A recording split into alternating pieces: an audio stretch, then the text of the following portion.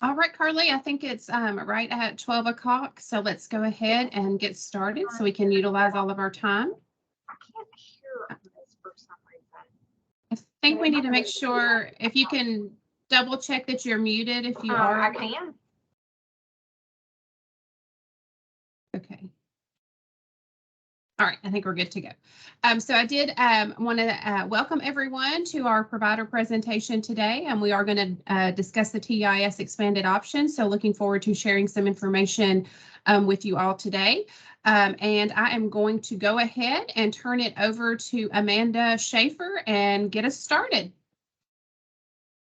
Hey everybody, this will be the first training or meeting we hold around the extended option specifically for providers. Charmaine and Christy are going to give you an overview today, and then we'll answer as many questions as we can for you. And I just want to level set from the beginning. If there are a lot of questions that we do not have complete answers for today, we'll be happy to hold subsequent meetings and come back to provider office hours or whatever format we determine is best for you all or that you all request. We're happy to accommodate. So that's how we will do this. So I just wanted to go ahead and say up front, we may or may not have every detail today, but we will get the information you need to you as soon as we can. We have Amy Jenkins on as well to help answer questions that may be EIRA specific or that we may need help answering as well. So with that said, I'll let Charmaine begin the presentation. Wonderful. I am trying to share my screen. Let me know when you see the PowerPoint. Are we good? Yes. Okay, wonderful.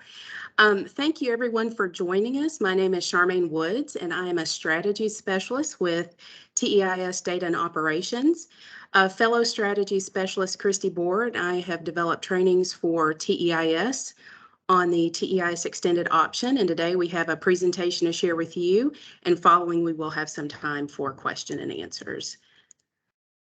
Today we are discussing an overview of the TEIS extended option, which will be available October 15th, 2022. And here we have a summary of terms and acronyms that we may reference during today's presentation, and I'll just give a quick overview. IDEA is the federal law that ensures special education services for children with disabilities, for eligible children with disabilities. TEIS is Part C of IDEA, and our local education agencies, or LEAs, are Part B of IDEA. A child participating in TEIS services has an Individualized Family Service Plan, or an IFSP. And a child participating in Part B, Special Education Services, has an Individualized Education Program, or an IEP. Transition Planning Conferences, often known as TPCs, are the meetings held by TEIS to discuss service options for a child in preparation for the third birthday. School system representatives attend this meeting with parental consent. The TEIS extended option, who can participate? Children may not participate in the TEIS extended option if any statement in the no column is true. So children may not participate in the TEIS extended option if they turn 3 before October 15th, 2022, or they are referred less than 45 days prior to the third birthday, or they are ineligible for TEIS, or the parent or guardian refused consent to Part B eligibility determination, or they are ineligible for Part B services. Children may participate in the TEIS extended option if all of the statements in the yes column are true.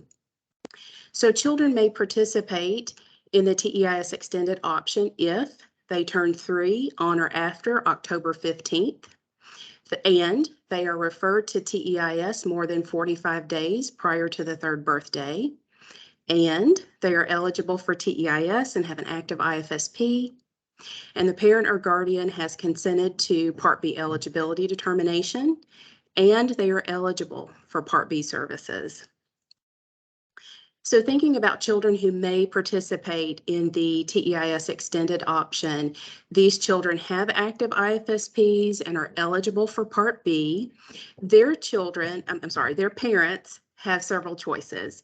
The parents may choose between continuing IFSP services until the start of school following the 4th birthday, or exiting TEIS and starting Part B anytime prior to the start of school following the 4th birthday, or exiting TEIS and declining Part B, so no services.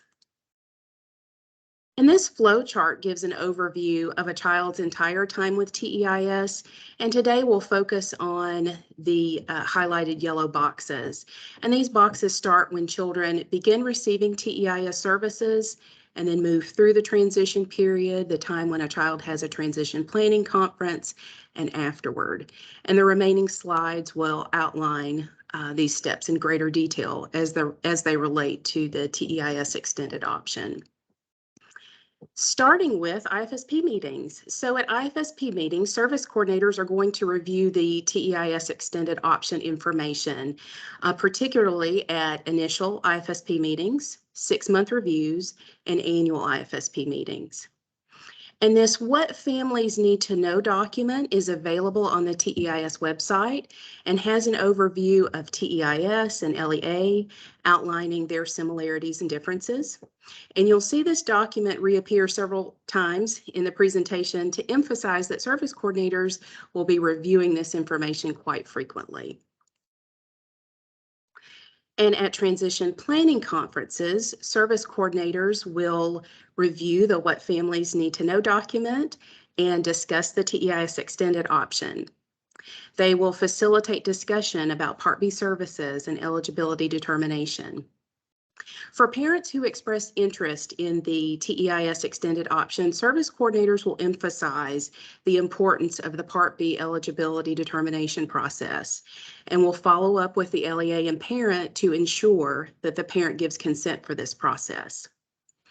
Also, for parents who expressed interest in the TEIS extended option, service coordinators will inform of the possibility of an age 3 eligibility meeting, and we'll go into greater detail about this meeting. So after the Transition Planning Conference, or TPC, the LEA will notify TEIS of Part B eligibility. And then TEIS will schedule the age 3 eligibility meeting for children who are eligible for Part B. The age 3 eligibility is a new meeting for TEIS and for LEAs. At this meeting, TEIS and the LEA will co-facilitate.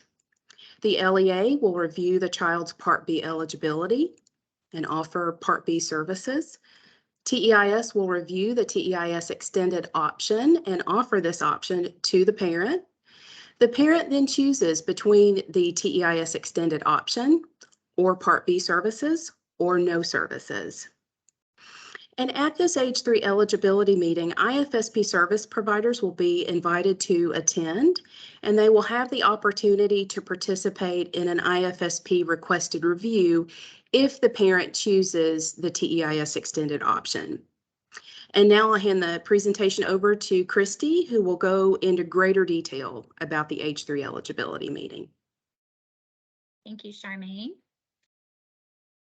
So we have talked about this new meeting, the age 3 eligibility meeting. What is that going to look like for you all as IFSP service providers? So in this scenario, if the parent chooses the TEIS extended option, the IFSP will need to be reviewed by you all to make sure that everything is in line if the family chooses that option. So the extended plan services and notifying the IFSP service providers will be completed by the service coordinator. So the service coordinator is going to extend those dates, so they're not going to end the day before the child's 3rd birthday as we have been operating. They're also going to ensure that there is an outcome or an IFSP goal that is addressing numeracy and literacy in the child and family's daily routines. So you notice that we have ensure here. We are not assuming that there's not already a goal. This is not something that is necessarily, oh, okay, the family chose this, so we're going to do an IFSP requested review and we have to add this. There may already be a goal addressing numeracy and literacy. It's just not a term we've used in the past, but that doesn't mean that the service coordinators have not already added goals that are addressing numeracy and literacy. And all of this, looking at the goals, looking at the services, looking at making sure that the numeracy and literacy goals are on there, that is a conversation that's going to be had with all of you, with the IFSP service providers. You all will be invited to that H3 eligibility meeting and hopefully can participate in that conversation. So as far as the numeracy and literacy, again, these are things that you all are writing, the service coordinators are writing goals about, and you all are already addressing. We just didn't have a word for it. So just a few examples of what a numeracy goal would be: big versus little, sorting, sharing, giving me one more. So again, we're not talking about big, complicated mathematical operations. We're just talking about the things that you all are probably already addressing. And then literacy goals being nursery rhymes, reading, singing, drawing, that sort of thing. So at that H3 eligibility meeting, if there happens to not be a child outcome or goal addressing these issues, these concerns, these next steps, then the service coordinator would do that at that time. Okay, so your all's role as a service provider, again, if the parent is choosing this extended option and if services continue. We put that just as a reminder, honestly, to service coordinators and to you all, that it's not a given. At that H3 eligibility meeting, if the parent or guardian is to choose this extended option, there will be a discussion, just like there is at any other IFSP meeting. There will be a discussion on whether or not we are going to continue with all services that are currently on the IFSP, or if there's just going to be different, if the parents are going to choose certain services that are currently on there. So we just put that if the services continue as a reminder. Just because the parent chooses the extended option does not mean that everything's going to look exactly the same. There will be an IFSP team discussion about that. And you all are part of that IFSP team as service providers. So just some things for you all to do if services do continue would be to review the child's IFSP. So any changes to outcomes or services. It's good for you always to be aware of what's on the child's IFSP. We want that regardless of extended option, but this is just a good little reminder for you all to be knowing what is current on the child's IFSP. And then scheduling the sessions beyond the child's 3rd birthday. This is something we haven't done. So if you all are like me and you plan ahead and you have these meetings with the family scheduled out, and it ends the day before the 3rd birthday because old habits die hard, and that's what we have in our head. This is just a reminder to you all to go ahead and go beyond that extension and past the child's 3rd birthday and get those schedules on the book so the child doesn't possibly miss out, especially if it's a specialty evaluation center that we're talking to. If it's a speech therapy provider and they give that slot away because the child's turning 3, but the family has chosen that extended option, we don't want that to happen. So just a reminder to get those on the books and get that scheduled. And then just do what y'all are always doing now. Continuing to coach and embed services in natural environments with children and families. So all that good stuff that you all are already doing, just continue to do. So we've talked about what happens when a parent chooses the TEIS extended option. Now we're going to talk about what happens if a parent chooses Part B services. So those services, again, that like Charmaine said, through the school system. So if a parent chooses that, is no longer interested in TEIS services, we just want you all to realize that the exit from TEIS is final. Again, we are going to be having these conversations with parent and guardians from the time of that initial IFSP, regardless of the child's age. So we're not waiting to the 11th hour to start having conversations with parents about the extended option. This is an open dialogue that will continue from the beginning of the child's entrance into TEIS. And this is something we will be telling them all along as well, so they can make an informed decision as we approach the 3rd birthday, that if they do elect to go with Part B services through the school system, that exit from TEIS is final. And then service coordinators will notify IFSP service providers of that exit. So you will be getting emails from your service coordinator saying the parent has chosen Part B services through the school system, and therefore they will not be needing your services, and then giving you all kind of that time frame of when those services will end, the day before the child's 3rd birthday. And then the third option, if the parent declines TEIS and Part B altogether. So a parent can sit through this age 3 eligibility meeting and be told your child's eligible for the extended option and your child's eligible for Part B services, and which path do you want to go? And they can say, I understand that they're eligible, but I'm not interested in services from either school system or Part B services, or I'm sorry, Part C services with TEIS, and can elect to close altogether. If that is the case, again, that exit from TEIS is final. At any point, a parent can say, oh, you know what, I've changed my mind. I'm interested in services with the school system. They can self-refer and they can contact the local education agency, and they can request that services go through Part B services with an IEP. But that decision will not be available for children that are exiting from TEIS. And again, in that instance, service coordinators would notify you all as the IFSP service providers that the child has exited TEIS. So possible impacts, and we put possible because some of these are going to affect you all often, some not very often, and some EIRAs only and not other vendors. So the possible impacts that the extended option is going to have on you all as the IFSP service providers. The first bullet about the AEPS is directed solely to the early intervention resource agencies. So for EIRAs, how is this extended option? Well, how it's going to impact you all? You all are going to be getting more requests to administer that AEPS. So as you all know, currently, children that are not in TEIS for 6 months, there is not an AEPS requested.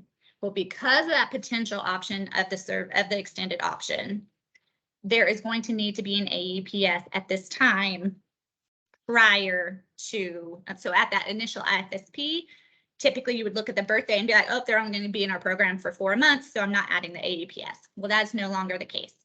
Regardless of that child's birthday, regardless of the distance between the child's 3rd birthday and the initial IFSP, regardless of that time frame, an AEPS would need to be added. Same for the children that have a birthday on or before October 15th.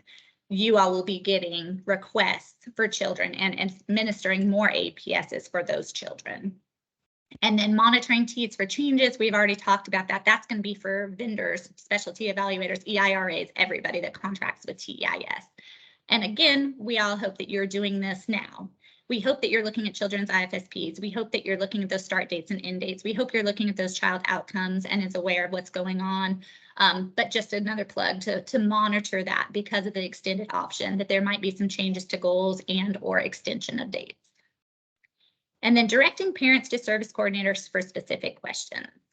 Hopefully at the end of this, and with you all plugging into some of the resources we have available to be aware of what's going on with the extended option, hopefully you all know more now than you did before. But we don't expect you to know it all because there's a lot. There's a lot of different pieces. There's a lot of different options that the parents have now, which is great. Parents need these options. But if they come to you with specific questions about the extension and you all, you don't know how to answer them, that's okay. Direct them to the service coordinators. The service coordinators are getting trained on the extended option and will have way more information than we expect you all to retain. We're having this training today because we want to partner with you all. We want you to know what's going on with the extended option, but it's certainly not so you can answer all the questions that parents have. It's just to give you insight into that extended option. So send those questions back to the service coordinators and have them ask the questions. The other possible impact that the extended option may have for you all is that you might answer more questions about 4- and 5-year-old developmental skills. So if you're like me, with 0 to 3, I knew it, I had it, I could answer those questions. You turn 4 and I'm like, I don't have it anymore, I don't know. So you all may just need to have some more information about that 4- and 5-year-old skills because questions are going to be coming to you now that may not have come to you all in the past. And then being informed of the TEIS extended options and updates. I think DIDD has done an amazing job at keeping everybody abreast of all the new changes and the updates. There are ways to do that. So we are gonna, there we go. The Tri-Starts newsletter, I think Charmaine is gonna drop in the chat the link. So if you all are not already signed up for this newsletter, you can easily do that.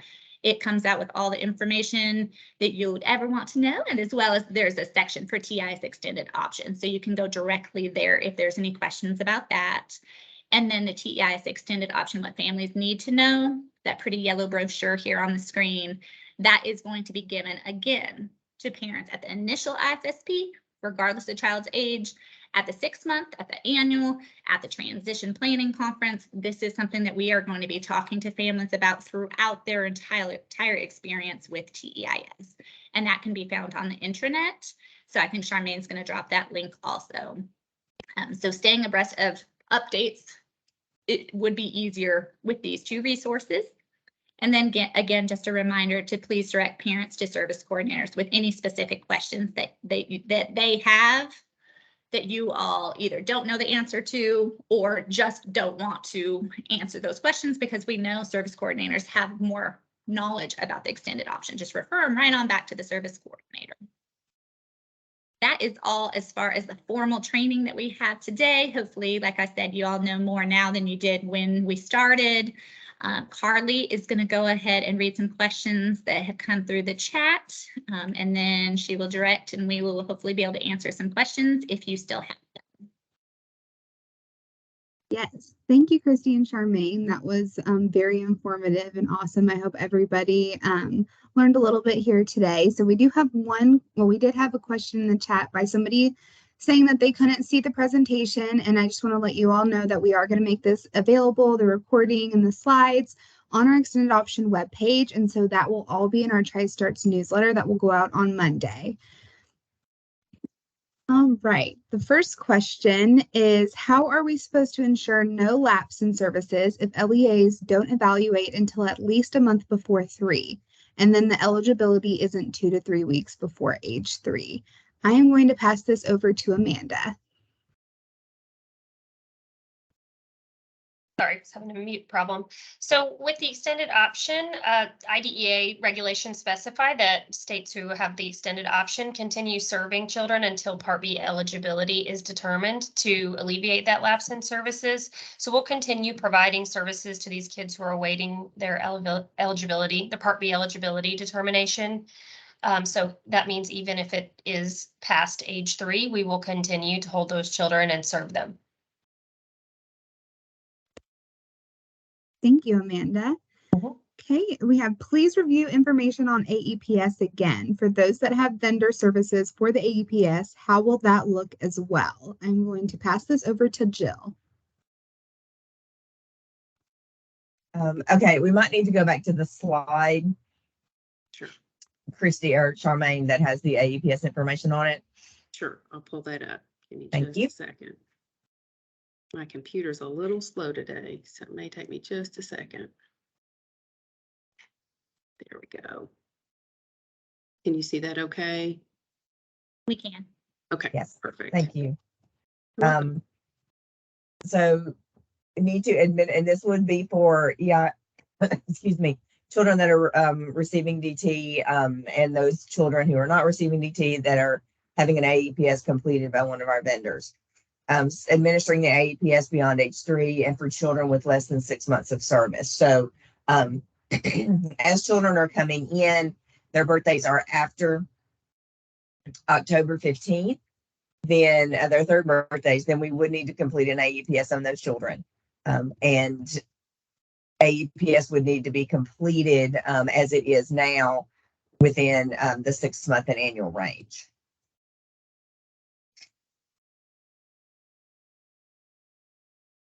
Great, thank you, Jill.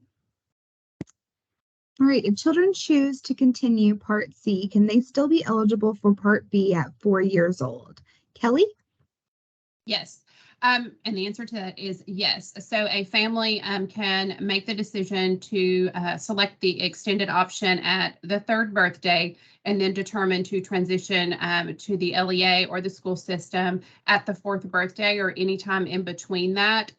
We will be extending out past the 4th birthday up to the start of the school year after the 4th birthday. So they do have those timeframes as well. And I'm not sure, let me, I'm looking at that question again, so I want to make sure that I clarify all of that part of the question. So can they still be eligible for Part B at 4 years old? They will not necessarily have to have an additional eligibility assessment. So I wanted to make sure that I answered all of that question. Yes, thank you, Kelly. Who will communicate schedule for TPC to IFSP providers? Will it be indicated in the TEIS scheduling tool? Amanda? The service coordinator will schedule the TPCs and invite the providers. Whether or not the TEIS scheduling tool will be used, it will be however those service coordinators in these districts are doing that now. I don't want to assume that all districts do this similarly or that they all use that tool, but if that's how it's happening now, it'll continue to be happening that way. So the service coordinator will send those invites though, and we'll invite the providers. Thank you, Amanda. Do families still need to do the transition meeting regardless if they choose to continue or wait until the 4th birthday? Pass this back over to Kelly. Thanks, Carly. Yes, so families will need to participate in the transition planning meetings in order to be eligible for the extended option. So that is, yes, they definitely need to participate in that. There will be additional meetings if they determine they want to transition in between that time frame over to the LEA, so that will also occur. I can go ahead and address the question right below that, Carly, because it kind of plays into that if you want me to. What happens if a family chooses TEIS extended services, has services for 6 months, now are at around 3.5 years old, and then decide they want to end services? Do they have the option to reopen with TEIS extended services or the family if they close? So once a child does exit out of TEIS services, even if it is at the age of 3 or any time after, that is a firm exit, and they will not be allowed to re-enter services with TEIS. They can apply with Part B and be evaluated as needed, but once a child does exit out, there is no re-entry. Great, thank you, Kelly. And I just wanted to bring everyone's attention to that Charmaine put in the chat, both the TriStarts newsletter sign up as well as the link to the TEIS extended option webpage. Would the AEPS need to be changed to 3 to 6 years old since we are currently using AEPS 2? Jill? So my understanding is AEPS goes up to the age of 6. So you still have the option within the AEPS to complete that assessment tool.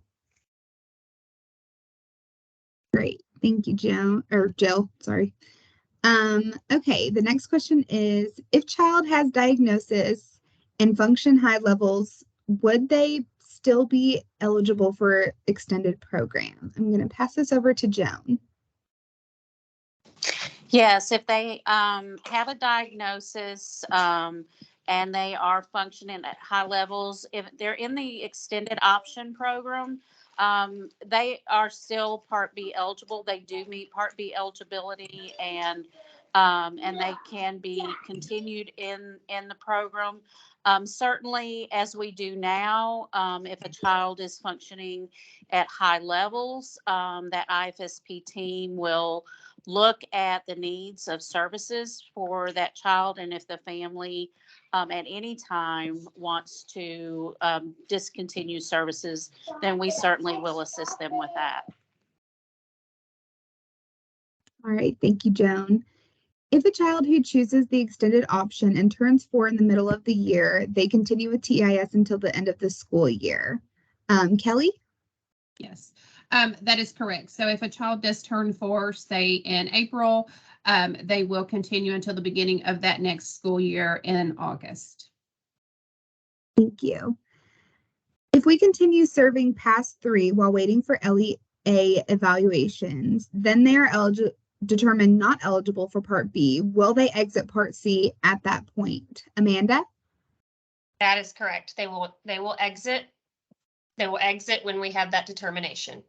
And then we will offer other community resources, talk with the family like we do now, but they would exit Part C. Thank you, Amanda. Will a new AEPS tool be implemented for the children extending? Jill? Right now, no, it will not be implemented. We still have the AEPS 2, which goes through the age of 6. We are looking at making a change in the tool that we use for our early childhood outcome measures. looking at the BDI 3, that is not in any way been fully executed at this time. But we are looking at options as that being a tool for early childhood outcome measures. Thanks, Jill. We have not had training yet on AEPS after age 3. Will training happen before October 15th? Jill? We are not initiating any training for administering the AEPS for children over the age of 3. My recommendation is, because it does go up to the age of 6, that you, our early intervention resource agency directors and our vendors who have contracts for AEPS, take a look at the tool and kind of familiarize yourself with what testing would look like for children over the age of 3. Thank you, Jill. How long does the family have to decide if they will continue with TEIS or enter the school system after the eligibility meeting is held? Amanda? We will ask families to make a decision at that eligibility meeting, but for families that request more time, they will have 10 days to make a decision. And if no decision is made by the end of 10 days, they will default to exiting TEIS and moving on. This will all be on a form that they sign at that eligibility meeting that will be explained to them, and they will sign that I understand if I have not made my decision by this date, I have declined the extended option. Thank you, Amanda. To clarify, if a family chooses to continue with TEIS until 4, they still need to do the transition meeting before the 3rd birthday regardless, so that they are still eligible for Part B at 4. Kelly? Yes, that is correct. So in order to be eligible for the extended option or to transition over to Part B at any point after that 3rd birthday, the family must participate in the transition planning conference. Thank you, Kelly. Will the IFSP be adjusted for those children who are awaiting Part B eligibility if it happens after the child turns 3? Amanda. So I think is the question, the IFSP won't be adjusted necessarily just because the child has turned 3 and is waiting on their eligibility determination, unless the IFSP team has decided otherwise to come together for a requested review or for some reason like that. Otherwise, they would come together when they have that determination. Amanda, I think I was thinking the end date is always the day before the 3rd birthday. So if eligibility takes place, we'll say 3 weeks later, we can't enter anything in. Yeah, that will be corrected. We are going to solve that problem. Okay, thank you. All right. Will most vendors, OT, PT, ST, continue to provide therapy after age 3 if the family decides to extend? I know some vendors stop providing therapy after age 3 if families want to continue private therapy. Will the families who extend may be limited to certain vendors? Jill? Yes, this is a question that's come up. We're working through this with DIDD leadership.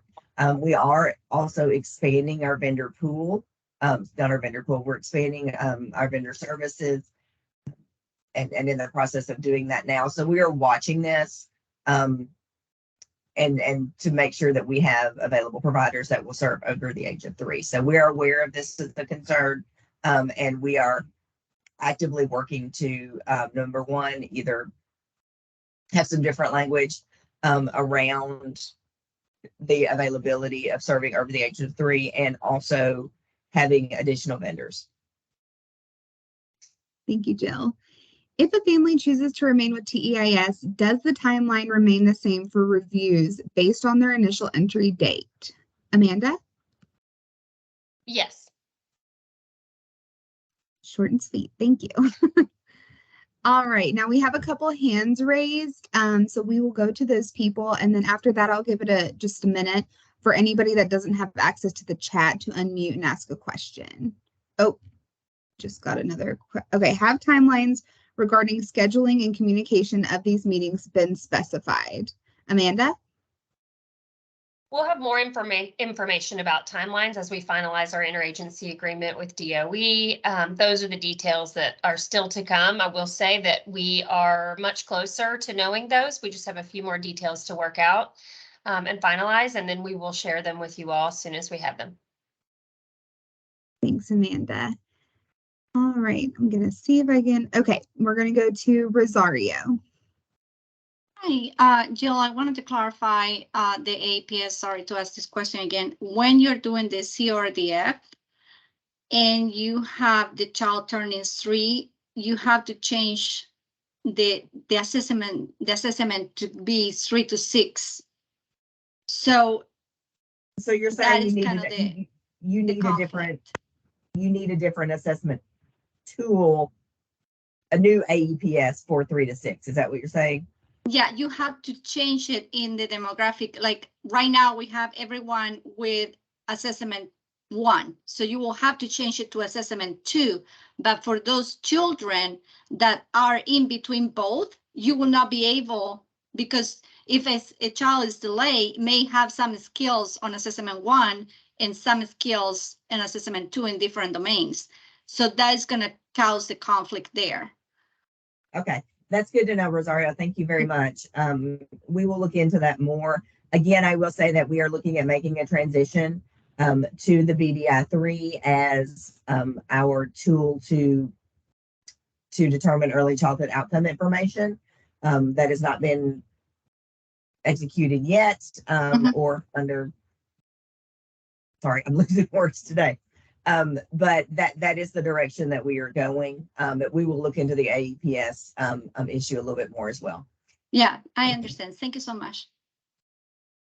Thanks for that, Rosario. Okay, Elena Harvey.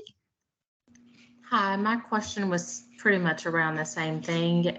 We do have the option to use the AEPS too, and both tests say that's not the problem, but I was just going to ask as far as like, and Joe, you may have answered it already, as far as like the timeline, do we just switch over to go ahead and using the AEPS too once they hit 2.5 and let that be the final assessment, or not? But since we may be changing it, it may not matter. Yes, since we may be changing, I wouldn't go down that road just yet. Okay. Thank you. All right.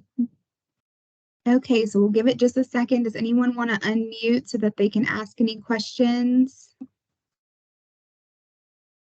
For anyone that does not have access to the chat.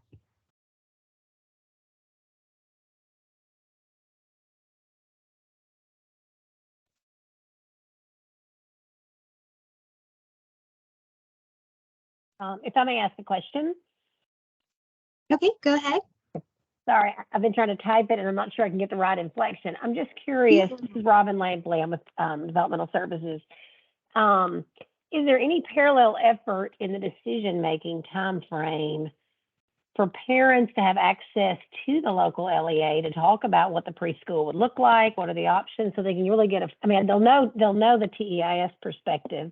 But is there anything parallel going on to help them make the decision and have an opportunity to say, you know, this is my child's needs, how would this look in the preschool setting? And of course, from one district to the next, preschool offerings are so different. Is that part of this process that they get a good opportunity to weigh both sides and see from their student which is the best fit? I'll take this one. Yes. So this is why it's so important that we partner. We have a strong partnership with our LEAs and that they are present at the transition planning conferences and then again at that eligibility meeting. It's also why it's so important for our service coordinators to be sharing that family notification document at every single IFSP meeting so that this is on parents and families' minds as they move through the program.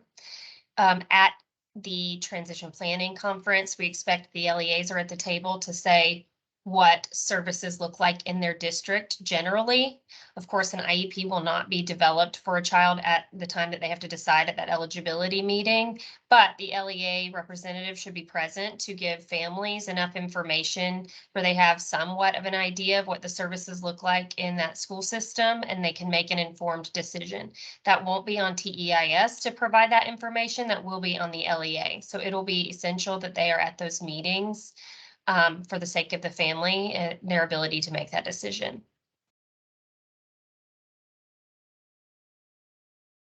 Thank you, Amanda.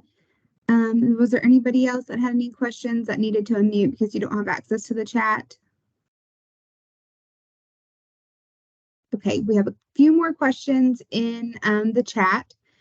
Who would be completing the BDI-3 assessments? I'm going to send this over to Jill.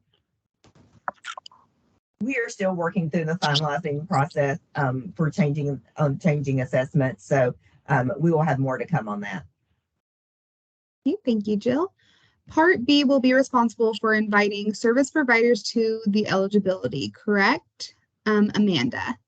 No, the service coordinators will do that. Thank you, Amanda. Okay, we've got a hand up. Nicole, go ahead and you can unmute and ask your question. Can you hear me okay right now? Yes. Okay, sorry, my computer hates Teams, so I never can I don't know. So my question is, in my experience, it seems that across districts that the eligibility for the school system seems to be different. Is there across the board like a standard for eligibility for each district, or is that different with each district? We can provide, I think we did this on one of our recent meetings. We provided the link to the Department of Education's page on Part B eligibility. That's really their question to answer. We can, if I can find it in a few minutes, I'll put it in the chat, but find that website for you. It will be as it is now. The way they've been doing Part B eligibility evaluations will continue unless they have a change on their end, but we will not dictate that, and the program change for the extended option will not dictate that either. Okay, thank you. And I just want to make sure, I don't know if Gary Smith is joining us today or not, but any of those eligibility assessment or determination questions will fall back to the Department of Education. Part B will be determining the eligibility. So there's a lot of folks on this call, so I can't see his name right off. But Gary, if you are on here, you definitely can unmute.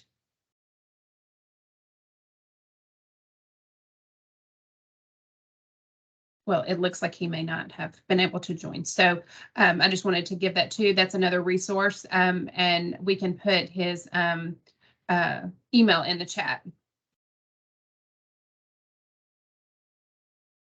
All right, and then we did have another question in the chat. Please clarify. Are you saying that the service providers would schedule the eligibility meeting for Part B eligibility?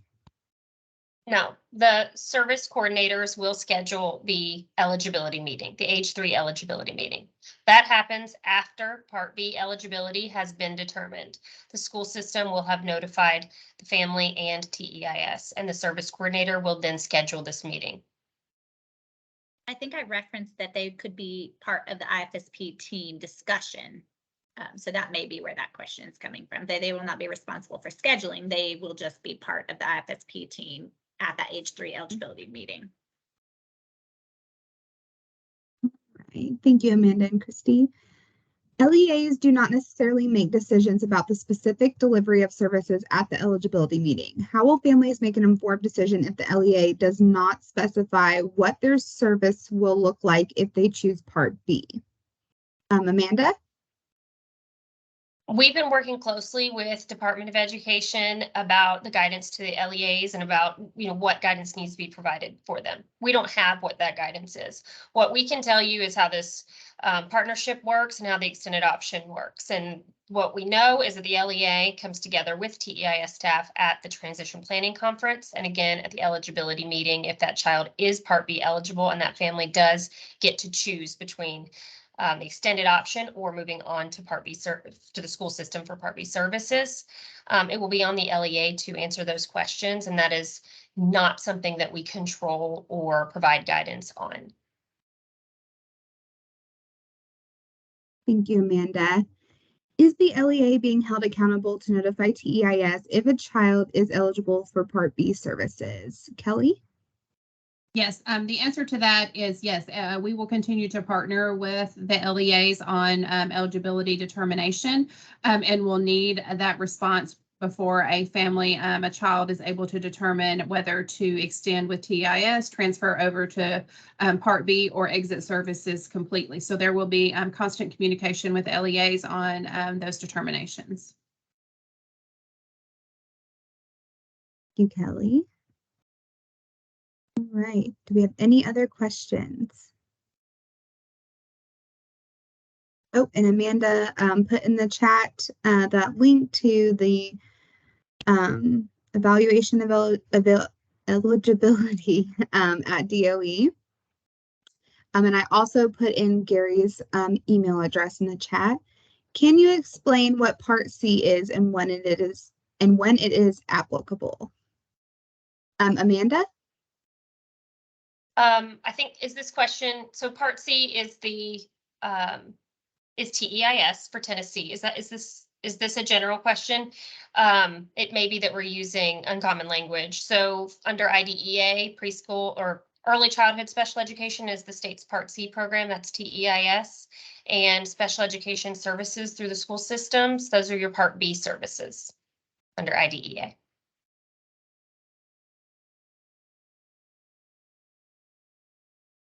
All right, do we have any further questions? Okay, well, thank you all for joining us today. Kelly, did you want to say anything before we close out? Yeah, sure. Thanks, Carly. Again, we just want to thank everyone for joining us today and participating and having this great discussion with these great questions. We hope we were able to clarify a couple of things for you. If there are any additional questions, feel free to send those to us. We will continue to talk about the TEIS extended option on office hours, which we're holding bi-weekly until towards the end of the year. So we look forward to partnering with everyone and implementing on October 15th. All right, thank you. We'll see you guys next time.